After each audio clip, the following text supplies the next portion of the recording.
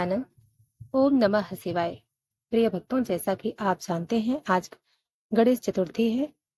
पद्म पुराण, गणेश पुराण और स्कंद पुराण में भाद्र मास के शुक्ल पक्ष की चतुर्थी का विशेष महत्व बताया गया है।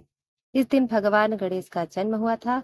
उन्हें विघ्नहर्ता, सिद्धिदाता और बुद्धि प्रदाता कहा गया है। कथा सुनने और व्रत करने से समस्त विघ्न दूर होते हैं और सुख समृद्धि की प्राप्ति होती है।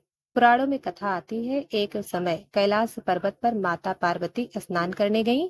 उन्होंने अपने शरीर के उपटन के लेप से एक सुंदर बालक की रचना की और उसे जीवन देकर कहा, वत्स, मैं स्नान करने जा रही हूँ, तो द्वार पर पहरा देना, किसी को भी अंदर आने मत देना।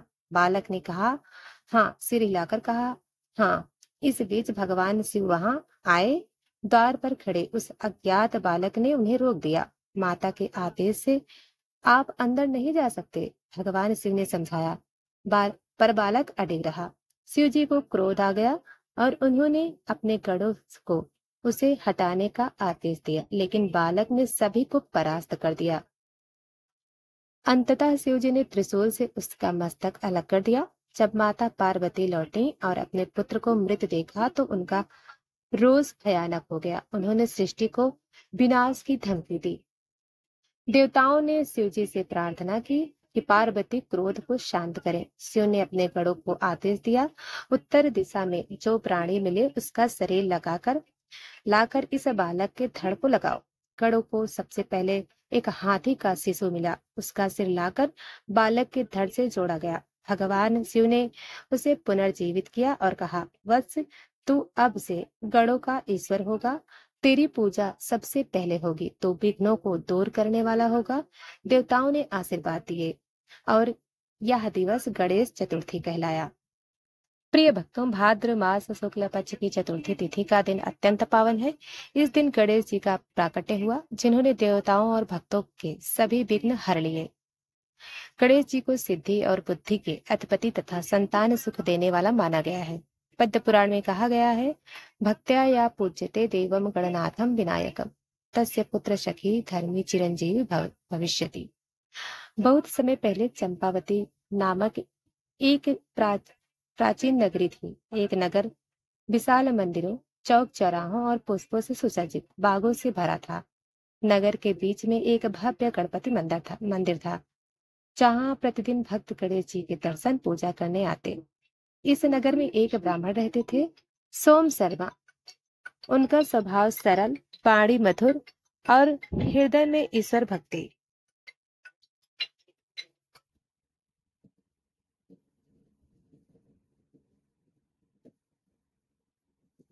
उनकी पत्नी का नाम सुप्रिया अत्यंत पतिव्रता, दयालु और सेवा भाव से भरपूर। सोम शर्मा और सुप्रिया का जीवन सुखी था, परंतु एक कमी उनके भीतर तोड़ रही थी। उनकी कोई संतान नहीं थी। वर्षों बीत गए। उन्होंने अनेक व्रत, पूजा पाठ, दान, परंतु गोद खाली रही। रात में जब कभी किसी घर में बच्चों की किलकारियों की आवाज सुनाई देती तो सुप्रिया की आंखें नम हो जाती। वह पति से कहती, स्वामी, क्या हमारे जीवन में कभी यह सुख आएगा? क्या मैं भी कभी अपने बच्चे को गोद में लेकर लोरी गा पाऊंगी? सोम शर्मा उसे ढाढ़स बांधते हुए, देवी धैर्य रखो, ईश्वर की कृपा समय पर अवश्य होगी। परंतु उसके मन में भी पीड़ा थी, जो मौन में छिपी रहती। एक दिन भाद्रपद मास की शुक्ल पक्ष चतुर्थी आई। सुप्रिया प्रातः काल स्नान के लिए मंदिर पर गई। वहां उसने देखा कि कई स्त्रियां पीले वस्त्र धारण कर नदी से जल भर कर लौटी, गणपति की पूजा के लिए सामग्रियां तैयार कर रहे थे। दूर्बा, मोदक, लाल फूल, सिंदूर, सुपारी, नारियल।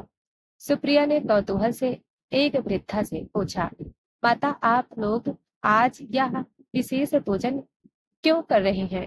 वृद्धा ने मुस्कुराकर उत्तर दिया, वत्से, आज गणेश चतुर्थी है। यह दिन स्वयं गणेश जी को का जन्मोत्सव है। जो स्त्री आज के दिन श्रद्धा और नियम से व्रत करके कथा सुनती है, उसे भगवान गणपति संतान सुख का वरदान देते हैं। सदियों से यह परंपरा चली आ रही है। यह सुनकर सुप्रिया के हृदय में आशा की दीप जल उठी। सुप्रिया तुरंत घर लौटी और पति से बोली, स्वामी, आज मैं गणेश चतुर्थी का व्रत करना चाहती हूँ। आप मुझे इसमें सहयोग दें। सोम शर्मा बोले, देवी अवश्य। यदि भगवान गणपति की कृपा से हमारी गोद भर जाए तो यह हमारे जीवन का सबसे बड़ा शुभ होगा।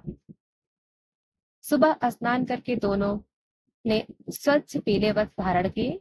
ग्रह के उत्तर पूर्व कोण में चावल बिछाकर लाल वस्त्र बिछाया। उस पर गणपति की मिट्टी की सुंदर प्रतिमा स्थापित की गई।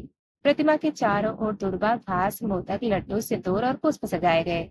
सुप्रिया ने श्रद्धा पूर्वक गणपति का ध्यान किया। ओम गण गणपतये नमः और पूजा आरंभ कर दी। व्रत के दौरान पंडित जी ने गणेश जी की संतान सुख देने वाली कथा सुनाई। यही वह कथा थी जो पीढ़ी दर पीढ़ी प्रचलित है। एक बार अंग देश में राजा सूर्य केतु और रानी विमला रहते थे।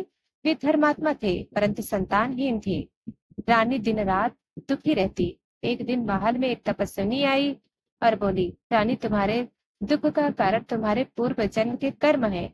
यदि तुम भाद्रपद शुक्ल चतुर्थी को गणपति का व्रत करोगी तो तुम्हें अवश्य संतान मिलेगा। रानी ने अगले ही गणेश चतुर्थी को व्रत रखा, पूजा की कथा सुनी और चंद्रमा को अर्घ दिया।